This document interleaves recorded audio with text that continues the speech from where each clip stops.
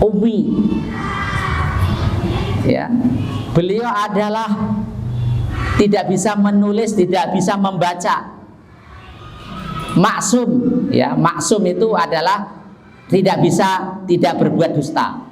Itu maksum itu tidak berbuat dusta.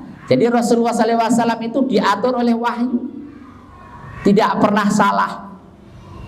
Ya, itu kita yakini. Kalau manusia itu masih ada yang salah. Ustadz, ulama, kiai, ya, itu masih ada yang salah. Tetapi kalau Rasulullah SAW, beliau adalah maksum, artinya tidak berbuat dosa. Beliau adalah benar, ya, beliau adalah benar, tidak pernah berbuat dusta. Rasulullah SAW besok itu bisa memberikan syafaat atas izin Allah Subhanahu wa Ta'ala. Ya, Rasulullah SAW besok itu bisa memberikan syafaat atas izin Allah Subhanahu wa Ta'ala. Rasulullah SAW itu mempunyai telaga Al-Kautsar besok di akhirat. Telaganya itu sangat luas sekali, dari ujung barat sampai ujung timur. Gelas-gelasnya itu sebanyak bintang-bintang di langit. Manusia itu pada kepanasan, kehausan di padang mahsyar karena dijemur sekian puluh ribu tahun lamanya. Ada orang yang kepanasan, air keringatnya sampai ke mata kaki. Ada air keringatnya sampai ke lutut. Ada yang sampai ke pusar. Dan juga ada sampai tenggelam saking panasnya. Nih, sekarang kita matahari sekarang ini paling berapa derajat ya? Tapi kalau didekatkan sedikit itu sudah panas sekali. Apalagi nanti didekatkan 1 mil. Matahari didekatkan ke manusia itu 1 mil, itu panasnya sangat luar biasa. Sehingga keringatnya bercucuran gitu ya.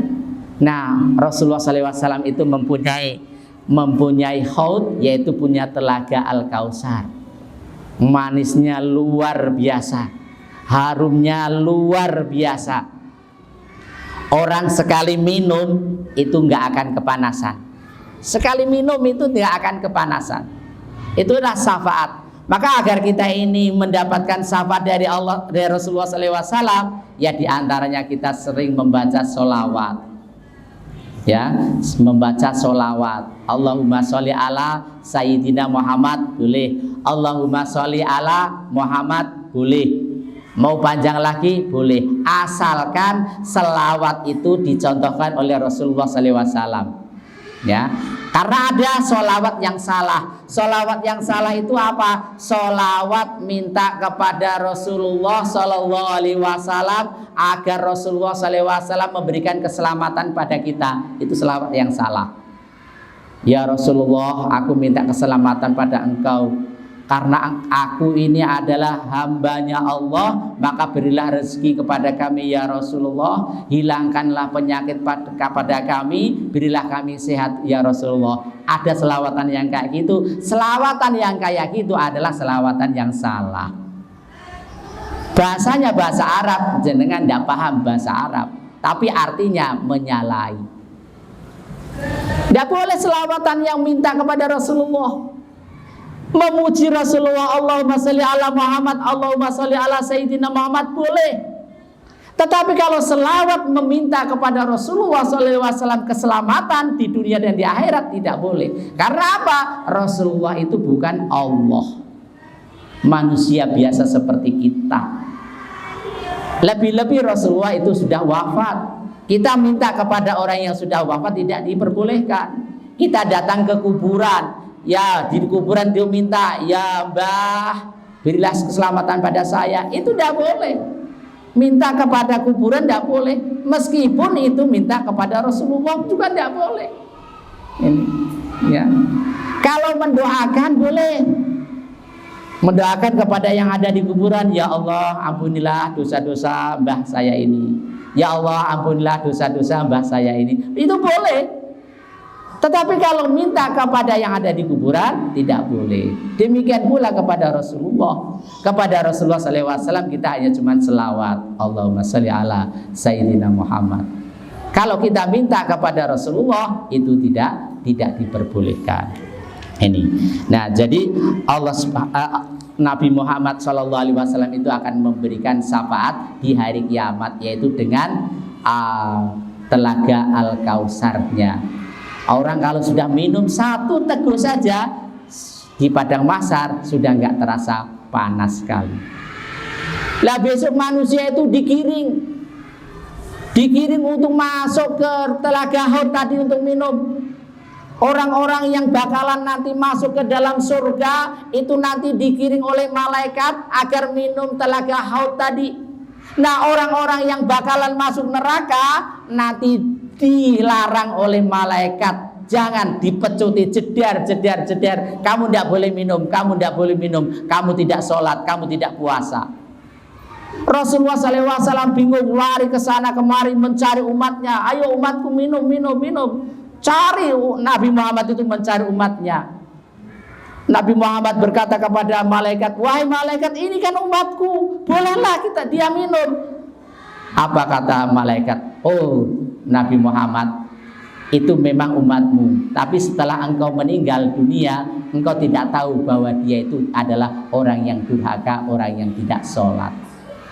Nah, akhirnya orang yang nggak sholat, orang yang durhaka, orang yang bermaksiat itu tidak dapat minum daripada haud atau telaganya Rasulullah SAW. Jadi besok manusia yang paling sibuk itu adalah Nabi Muhammad. Dia mencari umatnya agar umatnya itu masuk ke dalam surga. Tetapi orang-orang yang durhaka itu tidak akan masuk ke dalam surga. Jadi kita meyakini bahwa Nabi Muhammad itu bisa memberikan syafaat atas izin Allah Subhanahu wa taala. Yang berikutnya, tidak berkeyakinan bahwa Rasulullah mempunyai kemampuan seperti menciptakan, memberi rezeki, mendatangkan manfaat dan menolak madarat. Kita tidak punya keyakinan semacam itu.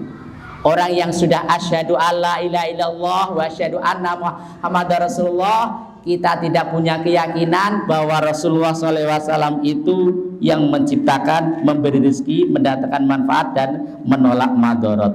Ya, tidak boleh kita punya keyakinan itu. Keyakinan itu hanya untuk Allah saja. Allah lah yang menciptakan kita, Allah lah yang memberikan rezeki kepada kita. Maka mintanya saja kepada Allah Subhanahu wa taala, jangan minta kepada Rasulullah sallallahu alaihi wasallam. Ya. Nah, yang berikutnya itulah ya konsekuensi syahadat Rasul ya. Sekarang yang berikutnya judul baru, yaitu rukun yang kedua, menegakkan sholat. Ya, rukun yang kedua adalah menegakkan sholat.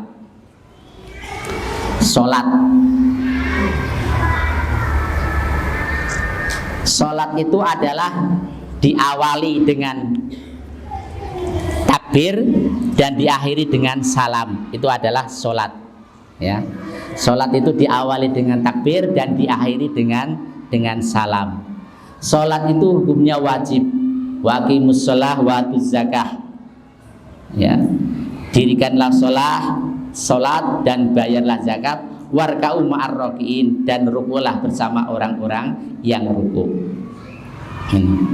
Jadi sholat itu adalah kewajiban kita melaksanakan sholat. Maka setiap kita, orang-orang yang sudah bersyahadat asyhadu alla ilaha illallah wa asyhadu anna Muhammadar Rasulullah, maka dia itu harus mendirikan sholat. Udah syahadat tapi kok tidak sholat, ya salah, tidak benar. Dia harus beribadah kepada Allah Subhanahu wa taala yang berbentuk yaitu sholat, ya, sholat. Nah, sholat itu, keutamaan sholat itu diantaranya adalah sholat adalah hubungan hamba dengan Rabb-nya, ya. Sholat itu adalah hubungan hamba kepada Rabb-nya. Jadi kalau kita ini sedang sholat, itu berarti kita ini sedang hubungan kepada Allah Subhanahu wa taala. Dalam sebuah hadis, idza kana ahadukum bis shalah fa innahu yunaji rabbahu. Jika salah seorang di antara kalian itu sedang melaksanakan sholat, maka sesungguhnya dia sedang bermunajat kepada Rabb-nya. Ya, jadi sholat itu kita ini sedang berkomunikasi kepada Allah. Allah yang menciptakan kita, yang memberikan kita, yang menghidupkan kita, yang mematikan kita. Itu kita sholat itu sedang bermunajat, kita sedang berhubungan, kita ini sedang berkomunikasi kepada Allah Subhanahu wa Ta'ala. Itu sholat. Maka kalau kita ini sedang sholat, maka hendaknya suasananya sepi. Tidak ada TV di setel, dah matiin dulu, HP matikan dulu, ya. Karena apa? Itu sedang bermunajat kepada Allah Subhanahu wa Ta'ala. Baca Quran pun juga harus ada, harus berhenti dulu. Baca Quran, apalagi jenengan nyanyi-nyanyi ya, menyanyi berdongeng-dongeng. Kalau ada sholat, tunggu sebentar, diam saja dulu, ya. Tunggu biar dia sholat dulu, ya. Jadi sholat itu adalah dia itu sedang bermunajat kepada Allah Subhanahu wa Ta'ala, sedang menghubungkan dirinya kepada Allah Subhanahu wa Ta'ala. Nah, dalam hadis yang panjang, kalau sholat itu kan ada Alhamdulillahirabbil alamin ar-Rahman, surat Al-Fatihah itu. Nah, pada saat seorang hamba itu melaksanakan sholat dengan membaca Al-Fatihah, pada saat itulah hamba itu sedang bermunajat, berkomunikasi kepada Allah Subhanahu wa Ta'ala. Alhamdulillahirabbil alamin, segala puji bagi Allah. Alhamdulillahirabbil alamin. Allah itu menjawab, hambaku sedang memuji saya. Maliki yaumiddin, ya, yang menguasai hari pembalasan. Allah itu menjawab, hambaku sedang memuji aku. Ar-Rahmanir Rahim, yang maha penyayang dan maha pengasih, ya. Itu terus Allah itu menjawab jawaban-jawabannya. Iyyaka na'budu wa iyyaka nasta'in. Aku menyembah kepada kamu dan aku memohon pertolongan pada kamu. Allah menjawab, itu kewajiban saya memberikan apa yang kamu minta. Gitu. Nah, jadi kita ini ya saat sholat itu kita ini sedang berkomunikasi kepada Allah Subhanahu wa Ta'ala. Maka tempatkanlah tempat yang sunyi, yang sepi. Lebih-lebih ibu-ibu ya, ibu-ibu sholatnya itu sholat di rumah, itu lebih bagus. Kalau mau sholat di masjid tidak apa-apa, tapi izin dulu pada suami. Tapi suami harus mengizinkan. Nah, bagusnya bagaimana? Bagusnya sholat di rumah. Kalau ibu-ibu sholat di tempat ruangan TV dengan ruangan yang sembunyi, lebih bagus mana? Lebih bagus di ruangan yang lebih sembunyi lagi. Itu sholatnya wanita adalah di rumah. Itu. Nah, pahalanya bagaimana? Pahalanya sama dengan sholat berjamaah. Kalau bapak-bapak ya sholatnya berjamaah di masjid. Sholatnya di masjid kalau bapak-bapak. Kalau ibu-ibu di rumah. Jangan terus bapak-bapak, ayo kita sholat di rumah saja berjamaah, gitu ya. Enggak, kalau bapak-bapak sholatnya itu adalah di masjid. Sholatul jamaati khairun min sholatil fardi. Sholat berjamaah itu lebih bagus daripada sholat sendiri, dengan pahala 20 derajat. Jadi kalau bapak-bapak sholatnya berjamaah di masjid, itu pahalanya 27 derajat. Tapi kalau sholat sendirian, itu pahalanya satu kalau dapat. Kalau nggak dapat, ya tidak kosong. Ini, ya. Jadi putrane jenengan yang laki-laki suruh pergi ke masjid untuk melaksanakan sholat, ya, untuk melaksanakan sholat. Diajari sholat itu sejak kecil, sejak umur 7 tahun. Dalam hadis itu 7 tahun. Ajarilah anakmu untuk sholat di usia 7 tahun. Alimu auladakum fi sholah fisab'in. Ajarilah anakmu untuk sholat dalam usia 7 tahun. Berarti sebelum 7 tahun diperbolehkan diajari. Anak TK, anak kecil itu diajari sholat. Tapi kalau sudah 7 tahun, dibiasakan sholat berjamaah di masjid yang laki-laki sampai dia usia 10 tahun. Jadi 7, 8, 9, 10. Selama 4 tahun dia biasakan pergi ke masjid. Ya. Kalau sudah 10 tahun kok tidak melaksanakan sholat, fadribu, pukul anak itu. Boleh suruh dipukul. Ya, suruh boleh dipukul kalau 10 tidak melaksanakan sholat. Pukulnya ya pukul yang tidak menyakitkan. Nah, kenapa Rasulullah SAW menyuruh mengajarkan anak kita usia 7 tahun disuruh untuk sholat, kemudian 10 tahun boleh dipukul, selama 7 sampai 10 itu dibiasakan anak itu sholat berjamaah. Nanti kalau sudah 11 dia sudah akan kulino pergi ke masjid. Ada azan langsung berangkat, ada azan berangkat. Kenapa? Sudah terdidik selama 4 tahun. Kalau anak-anak kita yang SMP, SMA kok susah berangkat sholat karena kesalahan dulu nggak dibiasakan sholat jamaah. Ya, anak-anak kita yang SMP, SMA kok sholat jamaah itu kok susah berangkat ke masjid karena salah dulu waktu usia 7 sampai 10 itu nggak dibiasakan sholat berjamaah di masjid. Lebih-lebih bapaknya nggak pergi ke masjid. Nah, ini kesalahan kita. Maka Rasulullah SAW mengajarkan pukul di usia 10 tahun kalau tidak melaksanakan sholat. Ya, wa fariqu anil madaji, dan pisahkanlah tempat tidur. Kalau sudah usia 10 tahun anak itu pisah tidurnya dari kedua orang tua. Itu ada kamar tersendiri. Ya, ini yang tahu adalah bapak ibu. Kenapa harus dipisah? Memang usia 10 tahun ke atas anak itu harus sudah mandiri, tidak boleh tidur bersama kedua orang tuanya.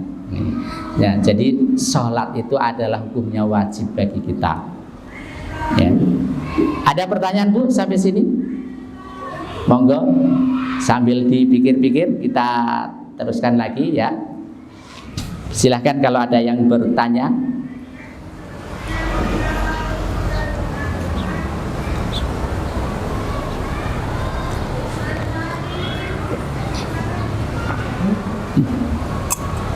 Iya, kita lanjutkan. Yang kedua adalah sholat adalah amal yang pertama kali dihisab pada hari kiamat. Ya, sholat itu adalah yang pertama kali dihisab pada hari kiamat.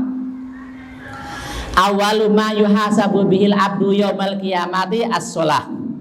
Fa in sholuhat sholuha sairu amalihi wa in fasadat sairu amalihi.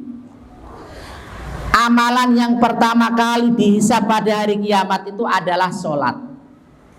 Jadi besok itu ada yaumul hisab. Besok itu ada yaumul hisab. Semua amal kita ini dihisab. Harta kita ini dihisab. Dapatnya dari mana, dikeluarkan dari kemana. Usia kita ini dihabiskan untuk apa. Tenaga kita ini dihabiskan untuk apa. Kita punya baju berasal dari mana dan dapatkan dari mana, bagaimana cara mencarinya. Itu semuanya adalah dihisab. Puasa kita dihisab, sedekah kita ini dihisab, ya. Nah, yang pertama kali dihisab itu adalah sholatnya. Yang pertama kali dihisab itu adalah sholatnya. Fa in fasadat, fa in soluhat soluha sairu amalihi. Apabila sholatnya itu bagus, maka dianggap semua amalnya itu bagus. Wa in fasadat, apabila sholatnya itu rusak, wa fasada sairu amali, maka akan seluruh amalnya akan rusak. Jadi yang menentukan baik dan tidaknya itu adalah sholat. Kalau sholatnya bagus, maka semua amalnya dianggap bagus. Kalau sholatnya baik, maka semua amalnya dianggap baik. Ini adalah sholat. Maka kalau sholat itu ya harus khusyuk, harus tenang, ya. Hati-hati nanti karena besok dihisab. Sholatnya harus tepat waktu. Meskipun ibu-ibu itu nggak sholatnya di masjid, kalau bisa itu sholatnya tepat waktu. Misalkan duhurnya sekarang itu jam 12 kurang 10 menit, ya sudah siap-siap untuk sholat. Nanti asarnya jam 3 lebih 13 menit. Ya siap-siap jam itu. Nanti maghribnya jam 6 lebih 5. Isanya jam 7 lebih 15. Subuhnya jam 5 lebih 3. Itu dipersiapkan. Jadi sholat yang baik itu adalah tepat waktu. Ya, tepat waktu. Jangan diolor-olorkan. Wah, kondisi isi yamene ke iso. Ya memang waktunya sholat duhur itu antara duhur sampai menjelang asar, iya.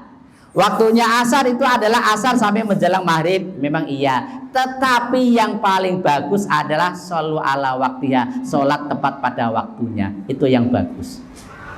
Kalau kita ini sholat mengolor-olorkan waktu, itu termasuk daripada perbuatan yang jelek, kurang bagus. Termasuk kita ini malas. Wah, nanti ajalah jam 1 kan masih bisa. Setengah jam lagi dah. Oh, nanti jam 2 saja kan masih bisa. Oh, nanti saja jam setengah 3. Tahu-tahu mau dekat asar. Jadi wudunya sekali untuk duhur sama asar. Nah, ini tidak benar yang kayak gini. Ini namanya orang yang sholat tetapi malas. Ya, sama saja dengan orang munafik. Idza qamu ila sholati qamu kusala. Apabila dia berdiri untuk sholat, berdirinya karena malas, itu orang munafik. Maka jangan sampai kita seperti orang munafik. Saya ini orang Islam enggak ya sih? Saya ini orang munafik enggak ya? Kok sholatnya kok saya malas-malas? Oh, kalau malas-malas itu seperti orang munafik. Oh, bisa jadi saya ini orang munafik. Ini. Jadi sholat itu tepat pada waktunya. Ini sholat pada waktunya. Nih. Nah, Allah Subhanahu wa taala itu memberikan kemurahan kepada kita dalam sebuah hadis. Awalu ma yuhasabu nasu yaumal qiyamah minas sholah. Yang pertama kali dihisab manusia pada hari kiamat itu adalah sholatnya. Yaqulu rabbuna, Rabb berkata, li malaikatihi kepada malaikat. Wahai malaikat, a'lam, Allah maha mengetahui. Undur ila sholati abdi, wahai malaikat, lihat kepada sholat hambaku ini. Atamaha amna kosoha, apakah hambaku ini melaksanakan sholat dengan sempurna atau berkurang? Sholatnya itu bagus apa tidak? Tumak ninah, itidalnya, ya, enggak cepat. Enggak begitu cepat, dia bacanya bagus, ya, tidak tergesa-gesa, itu sempurna. Ya, ada orang yang sholatnya cepat-cepat, wah, itu enggak benar yang kayak gitu, ya. Fa in kanat atamahu kutibat lahu tamatun. Apabila hambaku ini melaksanakan sholat dengan sempurna, maka tulis dengan pahala yang sempurna. Itu. Wa in kana in qasa minha syai'an, apabila hambaku itu melaksanakannya berkurang, ya, kurang sempurna, qala Rasul Allah Subhanahu wa taala berfirman, undur ila li abdihi min tatawu'in. Coba lihat hambaku itu melaksanakan sholat sunnah apa tidak. Fa in kana lahu tatawu'un, apabila hambaku itu melaksanakan sholat sunnah, qala atimu li abdi faridotahu, maka sempurnakanlah sholat wajibnya itu dengan sholat sunnahnya. Jadi sholat sunnah itu melengkapi sholat wajib. Kalau sholat wajibnya ada yang kurang-kurang, mungkin iktidalnya kurang benar, mungkin rukuknya kurang benar, mungkin bacanya kurang benar, coba lihat dia sholat sunnah apa tidak. Nah, kalau dia itu sholat sunnah, maka pahala sholat sunnah untuk menyempurnakan pahala yang wajib. Maka kalau kita ini sholat, hendaknya sholat sunnah, Bu. Ya, sholat sunnah, qobliyah dan ba'diyah, 2 rakaat. Itu sholat sunnah. Ya, ada lagi sholat rawatib. Sholat rawatib itu adalah sholat sunnah sehari semalam. Berapa rakaat? 12 rakaat. Itu sholat rawatib. Siapa yang sholat rawatib nanti akan dibangunkan rumah di surga. Sholat rawatib itu 12 rakaat dalam sehari semalam, yaitu 4 rakaat sebelum duhur. Sebelum qomat duhur itu ada sholat 4 rakaat. Terus 2 rakaat setelah duhur. Terus 2 rakaat setelah maghrib, 2 rakaat setelah isya. Terus 2 rakaat sebelum subuh, adzan subuh. Itu sholat fajar. Ini. Nah itu. Nah kalau yang lainnya misalkan qobliyah, tahiyatul masjid, yaitu sholat sunnah biasa. Tapi kalau ini yang tadi saya sebut adalah sholat rawatib, ya, 12 rakaat. Nah kalau jenengan berat melaksanakannya, paling tidak jenengan itu melaksanakan sholat fajar, sholat sunnah fajar. Kapan waktu sholat fajar? Setelah adzan subuh, sebelum qomat subuh. Setelah adzan subuh, sebelum qomat subuh. Jadi sebelum melaksanakan sholat wajib subuh itu 2 rakaat dulu. Nah kalau bapak-bapak ya bisa di masjid, ya, di masjid datang ke sini sholat 2 rakaat sebelum qomat. Kalau ibu-ibu di sana tidak ada adzan, misalkan kesiangan, disempatkan 2 rakaat. Namanya sholat fajar, 2 rakaat sebelum subuh. Pahalanya seperti apa? Dunia dan seisinya lebih bagus pahala sholat fajar tadi. Dunia ini harganya berapa miliar? Hanya cuma ditutup dengan 2 rakaat sholat fajar. Ya itu dilaksanakan Bu, ya sholat fajar itu, ya setelah adzan sebelum sholat subuh, setelah adzan sebelum qomat subuh itu sholat fajar. Pahalanya adalah dunia dan seisinya lebih bagus itu, ya lebih bagus daripada sholat fajar.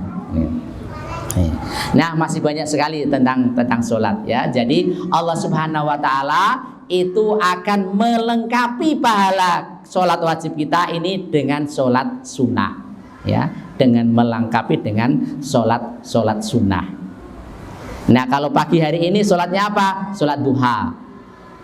Sholat duha itu tadi mulai sekitar jam 7. Kalau subuhnya itu tadi adalah jam 5:13, berarti sholat duhanya jam 7:15. Itu mulai sampai sekarang masih bisa, sampai nanti 5 menit sebelum adzan duhur masih bisa. Nanti jenengan pulang sholat duha. Sholat duha paling sedikit 2 rakaat. Sholat duha itu adalah paling sedikit adalah 2 rakaat. Untuk apa sholat duha? Sholat duha itu adalah sebagai ganti sedekah kita di ruas tubuh kita. Di ruas tubuh kita ini ada 360 ruas. Ini 360 ruas. Tulang-tulang kita ini ada ruas-ruasnya, ada 360 ruas. Itu kita ini disuruh mensodakoinya. Mensodakai sebanyak itu kita tidak mampu. Cukup dengan sholat 2 rakaat duha. Ya, sholat 2 rakaat duha itu adalah untuk mensedekahi seluruh daripada tubuh kita. Itu sebagai tanda syukur kita kepada Allah Subhanahu wa Ta'ala. Mungkin sampai sini ada pertanyaan sebelum kita selesai. Monggo.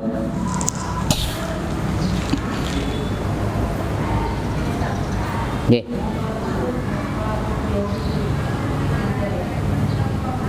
Gimana?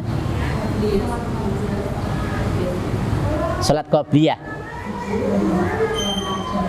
sholat fajar. Udah dengar dulu. Sama. Ya pokoknya ya atau fajar itu sama. Ya, yang penting sebelum sholat subuh itu sudah dilaksanakan 2 rakaat. Itu sama saja. Ada lagi? Iya, monggo.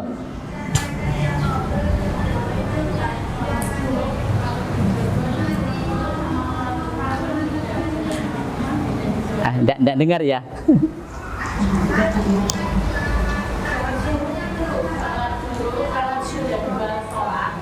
Sholat apa? Sholat suruk. Ah.